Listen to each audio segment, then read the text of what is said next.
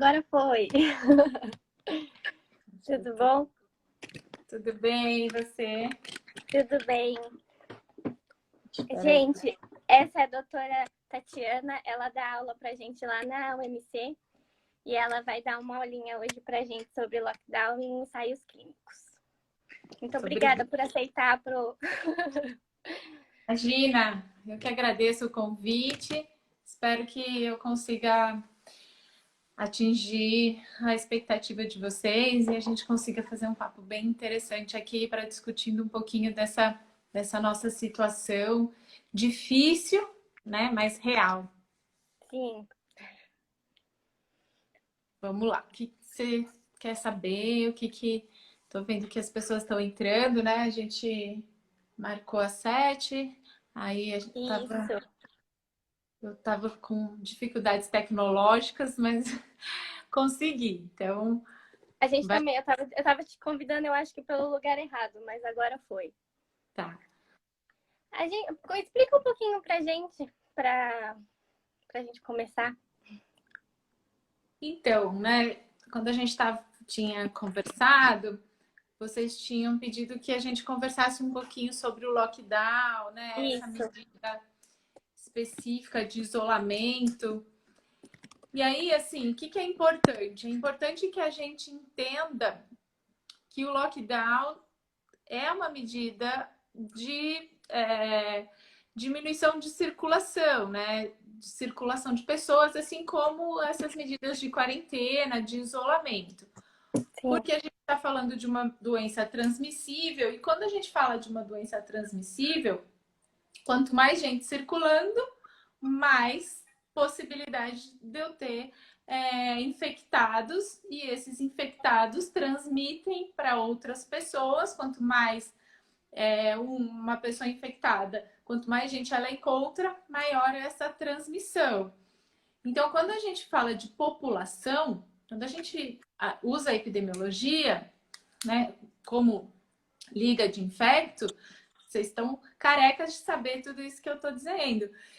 Mas quando a gente fala de população, a gente tem que entender que essas pessoas circulantes, elas fazem com que a gente consiga calcular uma coisa que é o R, que é esse índice de infectividade. Quantas pessoas são infectadas para cada pessoa que eu tenho contaminada? E aí que é um problema, porque a gente chegou a ter um R em São Paulo de quase 6. Ou seja, uma pessoa infectada estava transmitindo para até 6 pessoas, quando a gente não estava com essas medidas de isolamento implementadas. E esse é um problema, porque aí é muito rápido, e aí entra em colapso, colapsa sistema. Não existe sistema no mundo que daria conta.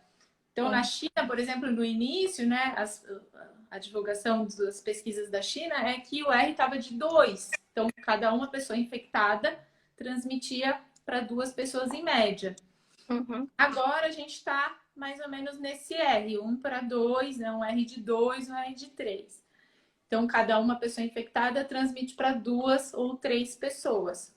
É lógico que quando que a gente vai falar que realmente a gente está conseguindo começar a diminuir essa curva?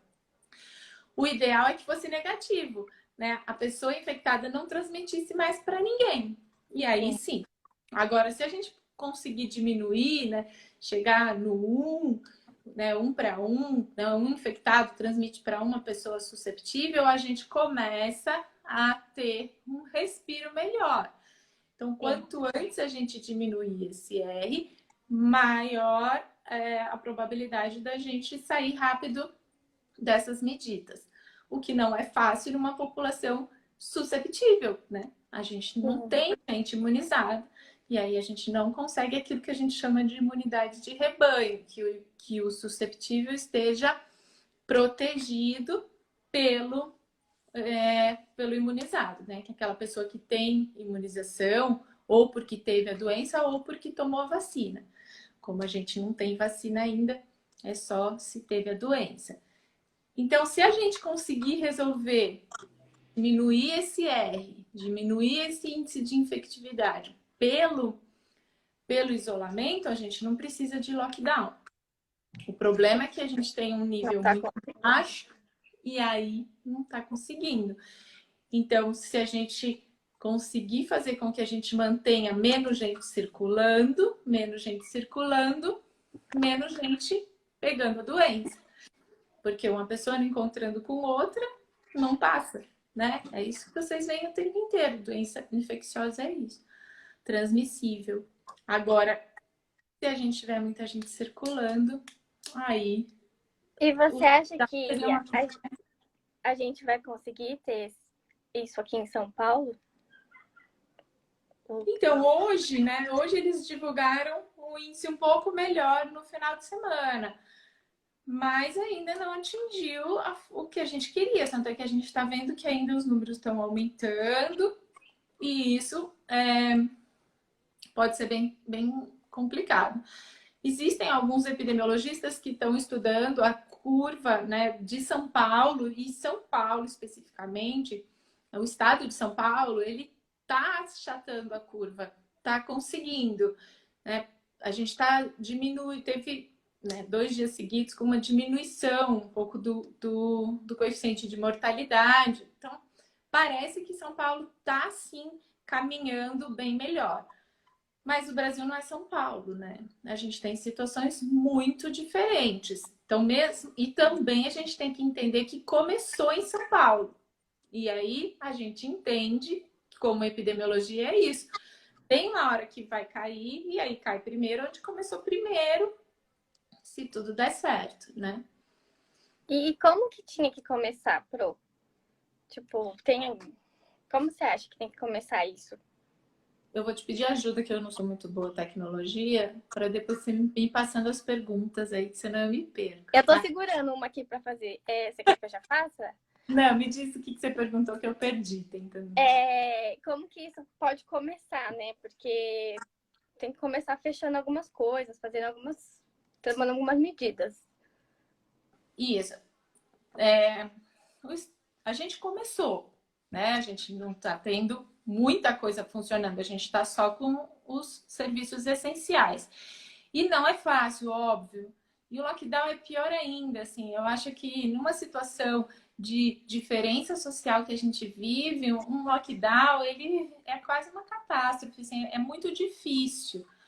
E a gente sabe que mesmo o isolamento da forma que está, ele traz consequências devastadoras e todo mundo sabe disso. E as consequências não são só nossas, são consequências que o mundo inteiro está vivendo. Agora, é óbvio que é sempre assim, né? Infelizmente, quem mais sofre é que acaba tendo uma situação muito mais difícil para enfrentar e que vai conseguir enfrentar aí para frente. Então, eu acho que a gente está no caminho certo, assim, de estar fazendo, mas quem pode colaborar um pouco mais, quem pode, tinha obrigação de não... porque o que a gente está vendo acontecer é que as pessoas estão fazendo, faz festa, faz isso, faz aquilo, e isso não é uma situação de necessidade. Então, é muito diferente. E aí é cruel, porque aí quem não pode e precisa está muito menos protegido. Então, isso que eu acho que a gente tem que começar a ter realmente uma consciência melhor e as pessoas entenderem que não é uma questão de liberdade, não é algo, poxa, mas eu tenho direito de sair.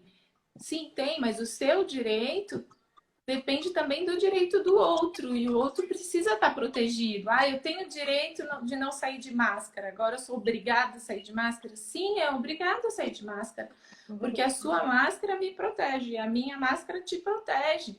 Então, eu preciso estar protegida, você precisa estar protegido, todo mundo. Então, eu acho que seria muito importante que a humanidade entendesse, com isso que a gente está vivendo, que tudo está interligado e que as pessoas estão interligadas e que ninguém tem uma situação isolada, ninguém vive num mundo à parte, né? Tudo que te afeta, me afeta também. Tá muito difícil, né? As pessoas perceberem isso. Bruno, deixa eu te falar. Ai, peraí. Deixa eu ver se eu me enxergo. A Vanessa está te perguntando, você acha que nós já estamos no pico pelo fato da ocupação dos hospitais já estar acima de 90% em grande parte?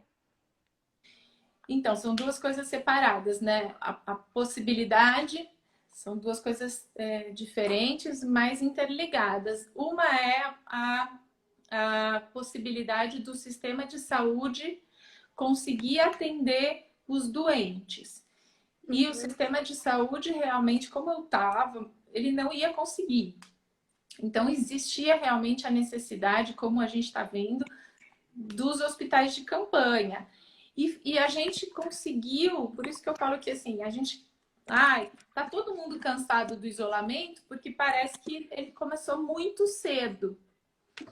E essa sensação é exatamente porque ele começou na época certa. E aí a gente ainda teve tempo de conseguir ter um sistema um pouco mais estruturado nesse momento agora que a gente está com um número maior de casos. Então, nesse momento, com aumento de leito de UTI, hospital de campanha, tudo isso já montado, mesmo assim, a gente tem locais com 80% de ocupação, locais até com 100% de ocupação. Então, imagina se isso tivesse acontecido há um tempo atrás, né? Se as pessoas tivessem se contaminado antes de todos esses leitos disponíveis. Então, não dá mesmo. A gente precisava ter o sistema preparado. Então, uma coisa é ter o sistema e a capacidade de atender os doentes. Outra coisa é a curva epidemiológica. Quanto da população está sendo atendida. Então, se a gente falar de Brasil, a gente não atingiu esse pico ainda não chegou. Também as pessoas ficam falando, mas cada hora jogam esse pico mais para frente. Porque enquanto tiver dinheiro público circulando, esse pico vai ser adiado. Então, também são diferentes. A gente infelizmente tem que fiscalizar, porque não era para precisar, né? O dinheiro que é para a saúde deveria estar na saúde. E a gente sabe que infelizmente no país não é bem assim que funciona.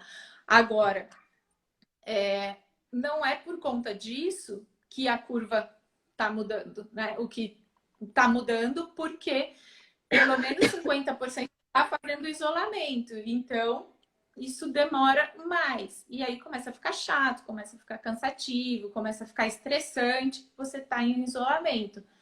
Mas está salvando muitas vidas, com certeza absoluta. Então, eu acho que se a gente pensar em São Paulo, provavelmente a gente está ali no pico da curva, só que não é um pico que acaba amanhã, é a história da curva achatada, e para ela ser achatada, ela demora um pouco mais. Sim. Mas se a gente pensar em Brasil, ainda não. Tá. E o Marco está perguntando se o Brasil pode se tornar o próximo epicentro. Então, a história do epicentro tem muito artigo e muito cientista discutindo se sim ou não. Se a gente pensar em número, a gente pode ser sim no próximo epicentro e muito rapidamente, porque a gente tem números muito alarmantes, né? Mas se a gente pensar em coeficiente, dividido pela população, a gente está ainda numa situação de controle. Contanto que a gente não ache que está tudo bem, acabou, né? Existe remédio, existe qualquer coisa e vamos lá para a festa amanhã como se nada tivesse acontecido. Aí a coisa vai ficar feia. Sim.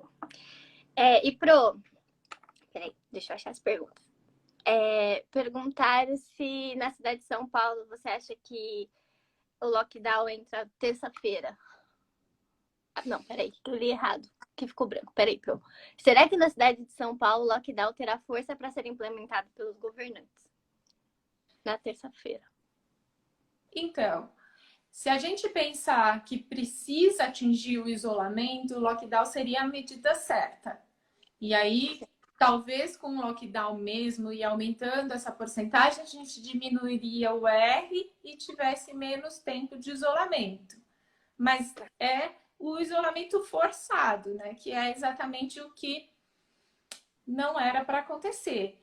Então, por exemplo, essa medida agora da cidade de São Paulo, tentando antecipar alguns feriados, se a gente pensar racionalmente, é uma medida pensada para aquelas pessoas que realmente precisem poderem ficar em casa. Então é ótimo. E aí não tem desculpa para sair, né? Sim. Só que a gente não sabe o que vai acontecer, se todo mundo vai achar que é feriado, e aí esse é um problema. Então, se as pessoas se conscientizarem, a gente vai ter aí vários dias que pouquíssimas pessoas realmente vão precisar, que são aquelas pessoas que trabalham em turnos sem feriados e tudo mais. Agora, muitas pessoas vão Vai conseguir. diminuir bastante. E aí a gente vai ter aí vários dias com uma circulação menor. E aí isso ajuda para diminuir esse E. Então, eu acho que eles vão esperar ainda para ver o que vai acontecer nesse tempo, né? Contanto também que a gente não chegue em São Paulo com lotação máxima nos leitos, né, da saúde pública. Tá. Perguntaram... peraí, que eu tô procurando. A Carolina perguntou o que a professora acha do governo querer reabrir as coisas logo por conta da economia. Então, Carol, isso é uma discussão dificílima, né? Porque assim, a gente vai ter problema econômico? Sim. A gente já está com um problema econômico? Sim. O mundo está com um problema econômico? Sim. É muito triste a gente ver muita gente tendo. Vai ter desemprego? Sim. Então, o que precisa é medidas efetivas para diminuir essas vulnerabilidades. Então, precisa sim pensar em créditos realmente efetivos, diminuição de juros, precisa de medidas econômicas, que são medidas que podem sim ser implementadas. A gente também tem muito essa ideia que o Brasil é pobre, coitado, e aí assim, o Brasil é pobre, coitado, e aí cada um é que tem que viver pagando seu salário, se manter, né, nessa vida de trabalho. É óbvio que a gente tem, e é óbvio que a máquina depende de um monte de coisas, mas se a gente não tiver medidas efetivas para apoio da população, a gente vai ter um problema seríssimo econômico, pior, né? Porque a gente já vai ter um problema econômico e vai ser pior. Agora, pensar em reabrir, pensando em saúde, pensando em essa doença da maneira que ela tá, eu acredito que a gente teria um problema pior econômico. E é difícil as pessoas imaginarem isso, mas aí a gente vai ter muita gente que vai ter muitos dias de doença, todos ao mesmo tempo, e sem conseguir acesso ao tratamento. Essas pessoas não vão estar felizes na rua comprando, essas pessoas não vão estar trabalhando, essas pessoas vão estar doentes e precisando de um sistema para atendimento. Então, não adianta voltar desesperadamente achando que nada mudou e que amanhã se abre tudo, ficou tudo bem. Não, não ficou, infelizmente. Todo mundo gostaria que isso acontecesse, mas não é assim. E quanto tempo, Pro, se eles colocarem lockdown, quanto tempo você acha que tem que ficar para... Então, não dá, porque não dá para ter essa ideia, porque depende dessas medidas. Aí vão ter que ficar analisando os números para saber quanto tempo vai ser necessário o lockdown. Uhum. Eu acho que não conseguem, porque assim, também tem todo aquele problema político e essas brigas que a gente sabe que está acontecendo no país. E aí isso virou uma coisa que as pessoas não escutam mais o que a pessoa tá dizendo, né? Então, eu não gosto de você, seja lá o que você falar, tá errado. Você não gosta de mim, seja lá o que eu falar, tá errado. E é aí que não dá. Porque eu posso não gostar de você, mas tem coisa que você fala que tá certo. Sim. Né? Se não gostar de mim, tem coisa que eu falo que tá certo. Então, na hora das pessoas entenderem as necessidades. Então, pode ser que não faça o lockdown de qualquer jeito para não piorar a situação e ter muita manifestação e virar aquele caos. Mas talvez se torne sim necessário se a gente for olhar só os dados friamente. Sim, eu acho também. Okay. A Beatriz perguntou, já existe algum estudo conclusivo sobre a chance de reinfecção? Não. Até porque, para falar muito a verdade, a gente não tem ainda estudo conclusivo, é muito forte, Beatriz. Na verdade, a gente não tem nada conclusivo ainda sobre essa doença, tudo é muito novo. Isso não significa que a gente não tem pesquisa, tá, gente? Até se vocês tiverem chance, entra lá no PubMed, no Medline, nas bibliotecas de saúde, eles disponibilizaram acervos específicos só de coronavírus. Tem muita pesquisa, mas tem muita pesquisa ainda a ser feita.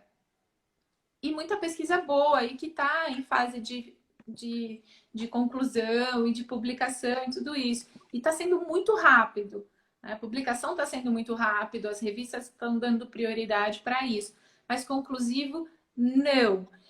Por enquanto, o que a gente está vendo é que as primeiras pesquisas que trouxeram a chance de reinfecção, elas estão sendo reanalisadas porque o que os pesquisadores encontraram são pedaços da proteína do vírus. E aí, o que está sendo discutido na literatura é que esse pedaço da proteína não tornaria a pessoa doente. Entendeu? É tipo... É como se a gente tem algumas vacinas que são assim, pedaços da proteína. Então, é como se ficasse ali aquele pedaço de proteína remanescente, não que a pessoa estaria doente de novo. E esse pedaço de proteína, ele acaba sendo detectado quando se faz algum teste. Então, é mais ou menos... Eu não sei se eu vou falar isso, estou correndo o maior risco de falar isso numa liga de infectologia, mas é como, por exemplo, se ela tivesse uma gripe, mas é outra gripe agora, né? É outro vírus de gripe, não é o mesmo. Então, a pessoa pode ter aqueles sintomas todos do coronavírus, pode fazer o teste dar positivo, mas porque o teste pegou parte da proteína e não porque ela está, de novo, com a doença. É um pouco isso do que está discutindo hoje na literatura. Então, conclusivo ainda não. E mesmo se esse vírus vai ficar latente também, não, né? Por exemplo, o vírus da herpes. Ele fica ali, ele volta. E a gente espera que isso não aconteça. Porque também não é o comportamento do coronavírus, que tem outros, né? Não é o primeiro coronavírus que a gente é submetido. Não é o comportamento. Então, a gente espera que isso não aconteça. Mas conclusivo, é verdade. Só o que falta, né, Pro? É só o que falta. Pro, o Marco Aurélio está perguntando: você acha que será necessário chamar alunos dos anos mais baixos de medicina para auxiliar em cidades relativamente pequenas, como Mogi, Suzano, Poá? Então, Marco, eu acho que vai depender... Eu acho que não, para falar a verdade. Por que eu acho que não? Porque a gente teve um tempo, né, para ir aprendendo e teve um tempo também para ir se preparando. Lógico que não totalmente como queria, mas teve. Então, a gente não está com uma porcentagem muito alta de profissionais da saúde infectados nesse momento. Falando das cidades de São Paulo. O que não é verdade falando de Brasil. Se a gente falar Brasil como um todo, pode ser que sim tenha regiões que precisem, porque aí o número de profissionais de saúde é muito baixo. E aí, se a gente tiver alguém ali infectado, talvez a gente precise de reforço. Mas falando de São Paulo, provavelmente não, porque a gente conseguiu, os estados, os municípios, por exemplo, Mogi mesmo, conseguiu adquirir EPI, né? Os municípios da região, os profissionais estão conseguindo, pelo menos, o mínimo necessário para trabalhar com equipamento de proteção individual, já existem protocolos, né? A China, por exemplo, perdeu muito profissional de saúde na hora da desparamentação. E aí já existem protocolos de como desparamentar, né? Como eu faço para tirar tudo aquilo, que é um momento crítico de infecção do profissional. Então, eu acredito que por aqui a gente não vai precisar. Mas é lógico que é sempre atento. Que cada dia é uma história nova. E a sua opinião, Pro, sobre chamar os alunos? Você acha que vai ajudar? Porque assim, eu como aluna eu tenho vontade de ir. Mas ao mesmo tempo, se os médicos não sabem lidar com a doença no momento, como que a gente que foi jogado ali ia saber fazer as coisas ou lidar com a situação? Você acha que é uma boa? Ou é mais para sexto ano, quinto ano? Então, depende da situação, sabe? Depende muito da situação. Eu acho também que vocês menosprezam o conhecimento que vocês têm. Vocês têm muito conhecimento, sim. E a gente precisa, e até eu acho que é pouco aproveitado. Então, por exemplo, em situações de triagem, em situações iniciais ali num atendimento, para poder passar orientação, vocês têm todo o conhecimento para isso. Então, ajudaria. Eu acho que ajudaria sim e ajudaria bastante. O problema é a logística disso tudo, né? Porque desde uma recepção do hospital, né? E seria muito interessante que a gente tivesse ali pessoas treinadas e que soubessem muito sobre o que estão passando e como fazer esse atendimento. Não estou dizendo que as pessoas não são, não, e pelo contrário, essas pessoas são fundamentais, né? Segurança, secretaria, são todos fundamentais nos sistemas de saúde. Todo mundo faz parte da equipe de saúde. Mas é lógico que se também eles tivessem um reforço, né? Eu não preciso sair dali para perguntar para alguém, eu tenho de repente alguém ali do meu lado para me auxiliar, para me ajudar. Seria, sim, bem interessante. Deixa eu ver. O Dr. Tiago Bongiovanni perguntou. Boa noite. A professora está tratando os pacientes com Covid-19 com hidroxicloroquina, mas antibioticoterapia. Se sim, pacientes cardiopatas também? Você entendeu, prof? Não, eu leio de novo, porque fica branco, eu não enxergo. Eu entendi, Tiago, boa noite. Mas se eu estivesse tratando alguém, seria exercício ilegal da profissão. O pessoal da Liga me chamou, mas eu sou dentista, que eu sou epidemiologista, tenho doutorado em epidemiologia e saúde pública. Então, é muito mais para analisar a curva do que tratamento. Então, eu não trato ninguém e não faço a besteira de fazer isso. Tá?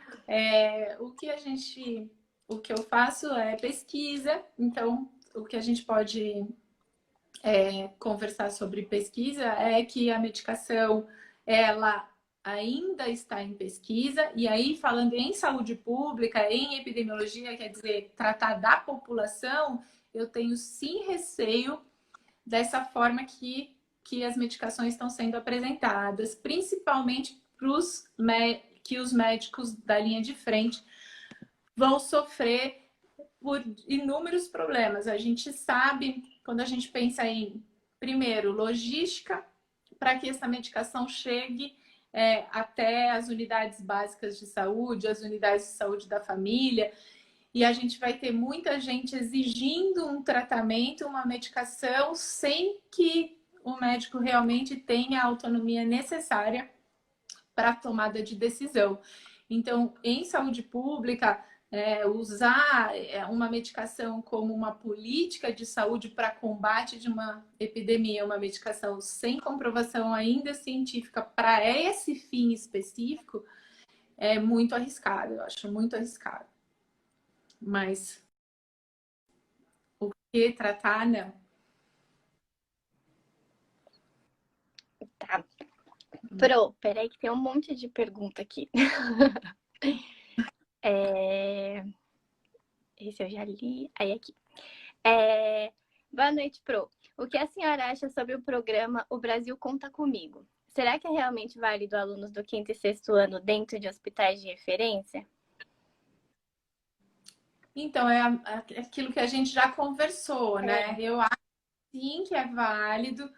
É claro que precisa ter uma formação, uma mínima formação ali para entender. É difícil, né? Alunos de quinto e sexto ano sabem que, por exemplo, cada hospital tem um protocolo inclusive, circulação dentro do hospital. Então, cair de gaiato, né, num local sem conhecimento, aí sim é muito arriscado. Agora, se esse hospital estiver preparado para ter minimamente um acompanhamento desses alunos, eles podem ajudar bastante. Eu acredito muito na ajuda de vocês. A Vanessa perguntou, o que você acha sobre vacina? Tem chance de ter uma conclusão ainda esse ano? Tem. Graças a Deus, tem muita pesquisa bem avançada, do que a gente chama de pesquisa em fase 3, que são as pesquisas que estão já em teste com seres humanos. Acabou de sair aí na mídia de alguns resultados positivos, que o paciente que tomou a vacina conseguiu desenvolver o anticorpo específico. Isso é muito, muito bom e isso mostra uma luz. O problema, de novo, trazendo para a saúde pública, que é a minha área, é quando isso realmente vai chegar para a população e quando a população toda, ou pelo menos uma porcentagem muito grande, vai conseguir estar vacinado para ter essa imunidade. E aí sim a gente ter uma imunidade de rebanho, que é aqueles, né, muitas pessoas imunizadas protegendo os susceptíveis. Aí quando isso vai acontecer, a gente não sabe. Então, o ideal é que seja uma vacina rápida, rápida, né? A pesquisa realmente seja rápida, o que eu acho que vai ser. A gente tem uma pesquisa de Oxford bem adiantada, existem outras pesquisas. E a ideia é que seja uma pesquisa barata e fácil de ser replicada, para que os países todos consigam fazer isso rapidamente e comece a distribuição na população. Agora, falar que uma grande quantidade de pessoas conseguiram ter acesso, e a gente pode falar isso em saúde pública, isso eu acho que ainda não é possível nesse ano. Isso ainda vai demorar um pouquinho. Tá. A Beatriz Braga perguntou, professora, pode falar um pouco sobre os estudos que temos até agora sobre a eficiência de medicamentos como a hidroxicloroquina? Então, a hidroxicloroquina tem muita divergência em pesquisa clínica. E ainda a gente está todo mundo aguardando o ensaio clínico controlado, randomizado, que seria o padrão ouro no que a gente considera medicina baseada em evidência, né? Seria o estudo realmente mais aguardado. É óbvio que também ele precisa ser replicado, então quanto mais pesquisas, melhor. O que alguns estudos estão mostrando agora?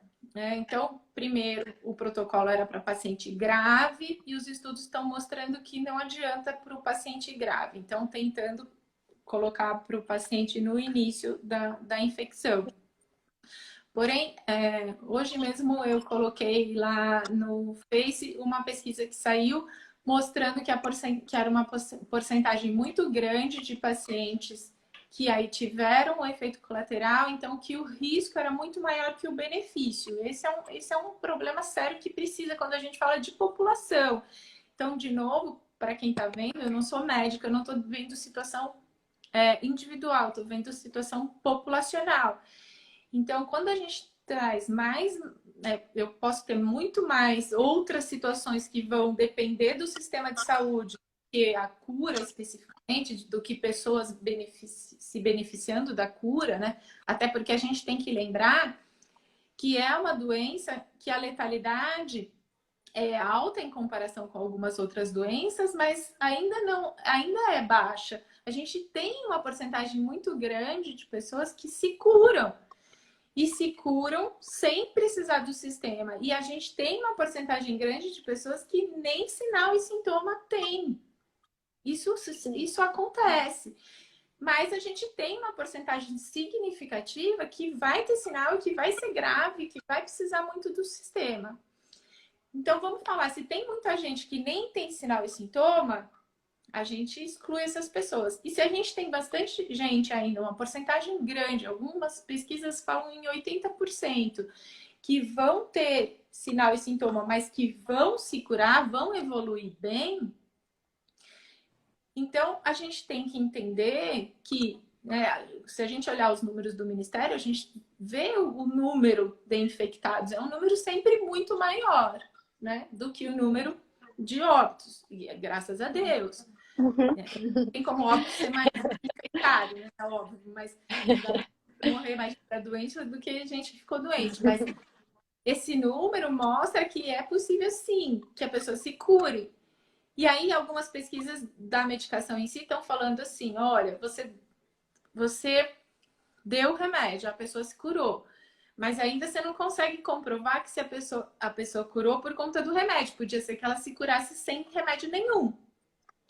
E essas pessoas que tomaram remédio, uma grande porcentagem acaba precisando do sistema de saúde devido ao efeito colateral. E aí que entra uma questão complicada de saúde pública. Então, o sistema que já está lotado, agora vai, de repente, precisar atender ainda uma parcela grande que começa a desenvolver outros problemas.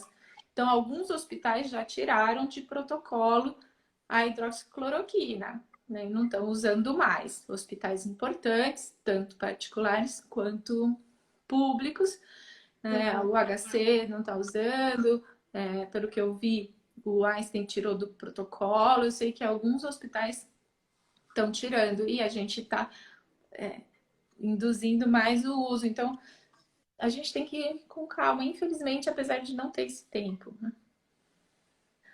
A Beatriz Braga perguntou de novo: por que esses estudos não são confiáveis e qual será o tipo de estudo ideal para avaliar a eficiência dos medicamentos? Então, o ideal é ensaio clínico controlado, randomizado. Esse é o ideal. Não estou dizendo que eles não são confiáveis, não é isso. Eles são confiáveis. É um ótimo estudo, uma ótima revista científica.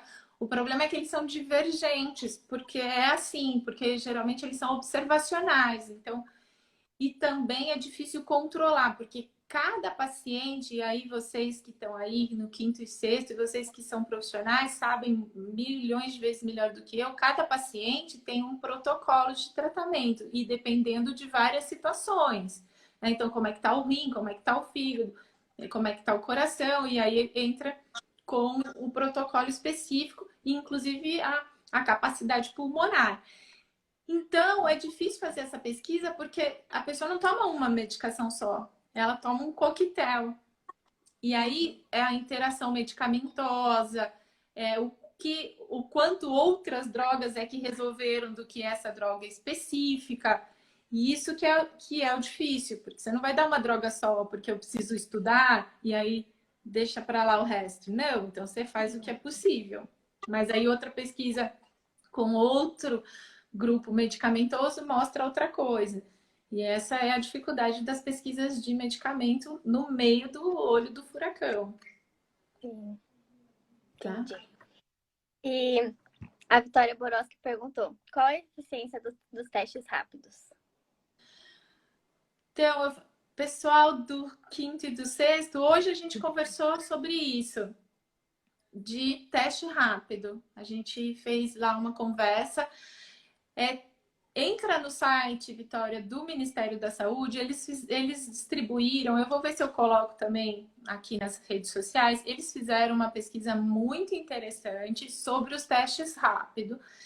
E aí, cada marca, tem uma tabela bonitinha, assim, com cada marca do teste e qual a sensibilidade, qual a especificidade. Então, para quem está acompanhando, de repente não é da área, o que é isso? Então, tem marca de teste rápido que tem sensibilidade baixa. O que é isso? O que isso quer dizer? Isso quer dizer que o teste, que aquela marca pode dar uma porcentagem que é significativa. Então, tem teste lá que tem sensibilidade de 70%. Ou seja, 30% pode ser falso negativo, certo? Então, é assim, a pessoa vai lá, faz o teste, dá negativo. Vai feliz e contente, passa no supermercado, passa na farmácia, né, dá uma voltinha ali para falar um oi para a família, achando que, uau, que bom, não tenho. Mas eu tenho 30% de falso negativo. É muito alto. Então, esse teste para triagem é complicado. E esse teste precisa...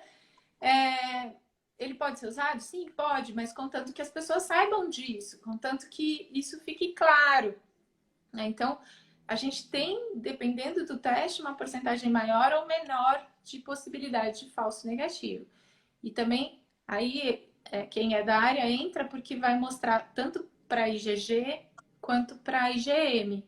Então, tá bem interessante. Perguntaram, estão usando corticoide anticoagulante para pacientes grávidos?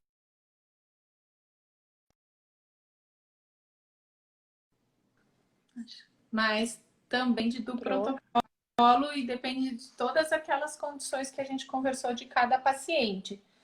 Né? Mas alguns hospitais, alguns protocolos, muitos protocolos de hospitais que divulgaram, estão sim usando. Estou mudando de lugar aqui, senão vai acabar minha bateria.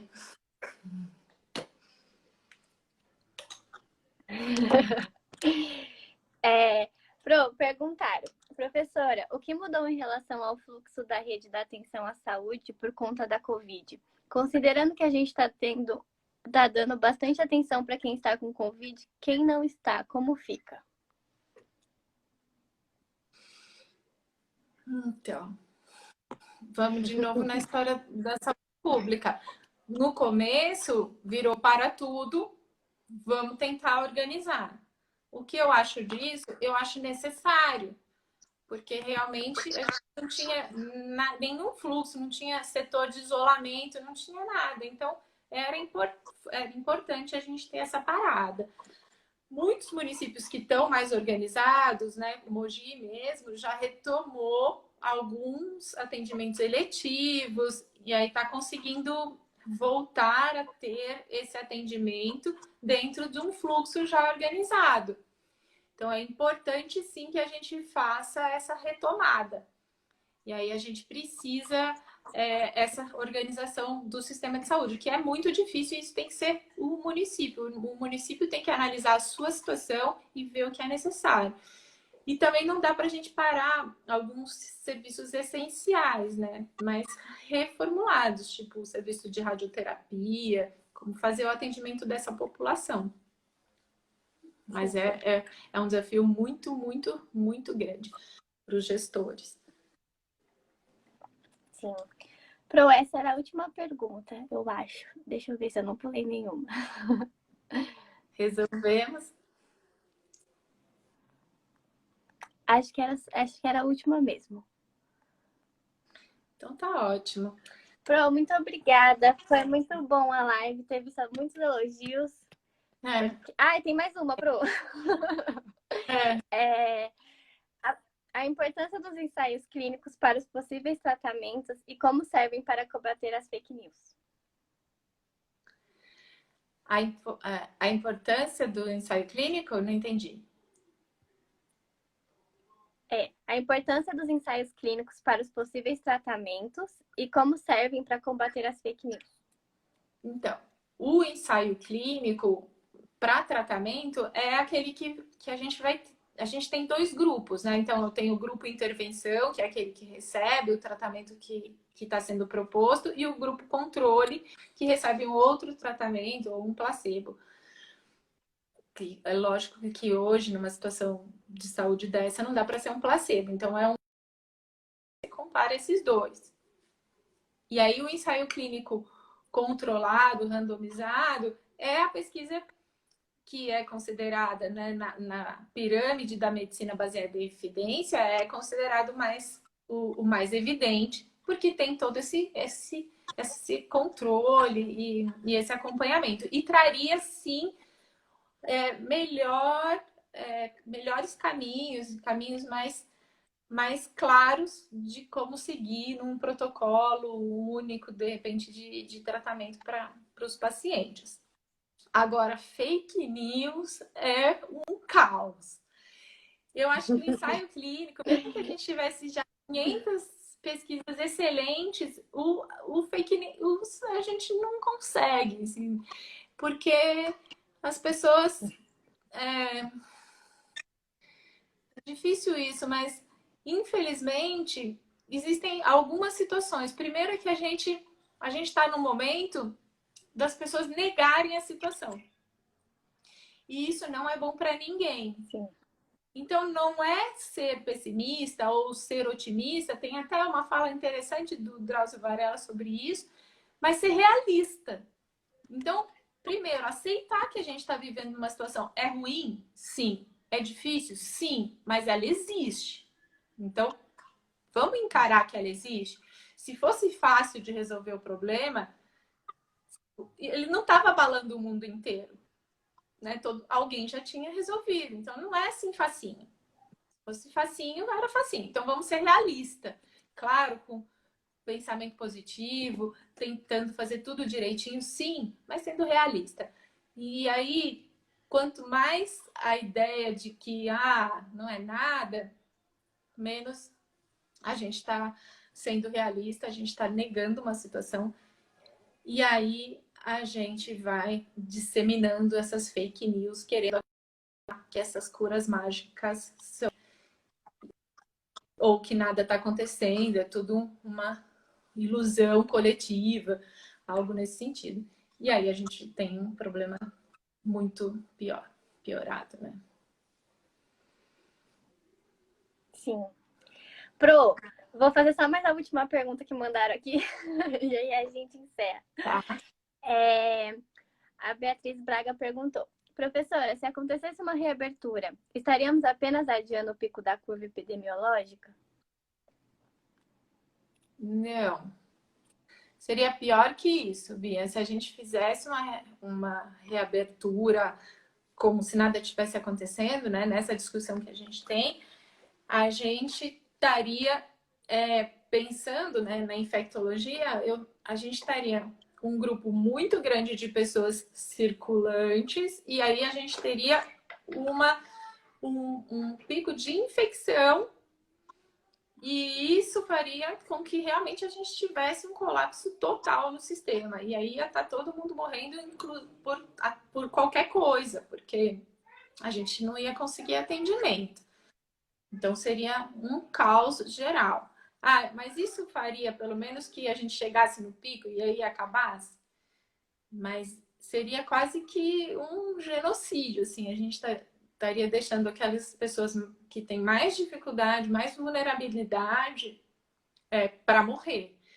Então, eu acho que é um preço muito alto para ser pago e a gente não estaria com isso acabando logo, porque se mantenha, isso vai demorar, as pessoas circulam, a gente está num mundo globalizado, então não é todo mundo só parar no mesmo lugar. Então, eu acho que seria muito, muito trágico. Seria, Pro. Foi? Estamos todos com medo aqui. Porque tá bem Assim, eu acho complicado, né? que o medo bom também, acho que é muito importante também, não sou psicóloga nem psiquiatra, mas é fundamental que a gente mantenha a sanidade mental, né? Que a gente consiga entender a realidade, mas ao mesmo tempo, olha, eu entendo a realidade, eu estou fazendo de tudo, vai passar também, isso é fundamental, vai passar.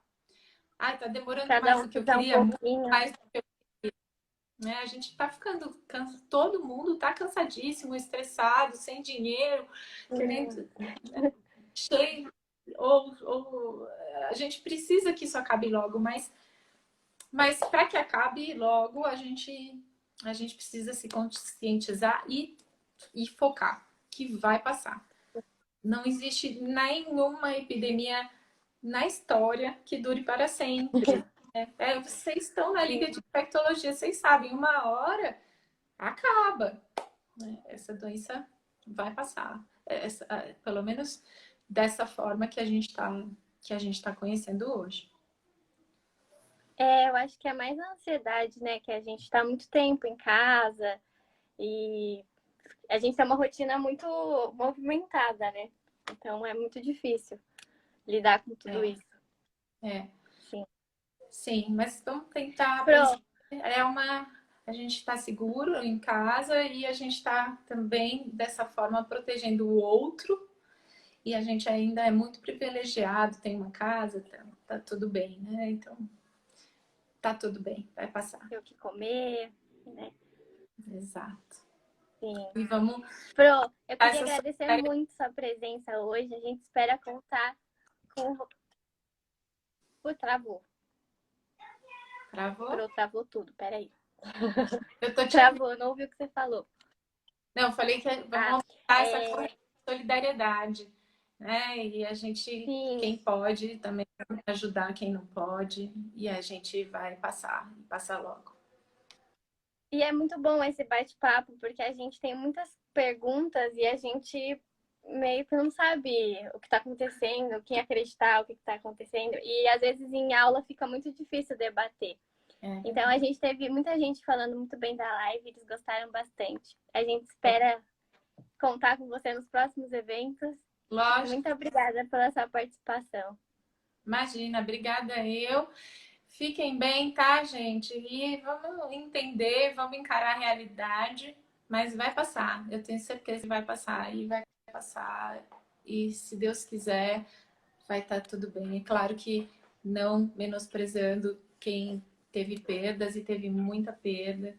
E isso é muito difícil, isso é muito triste e isso é muito real.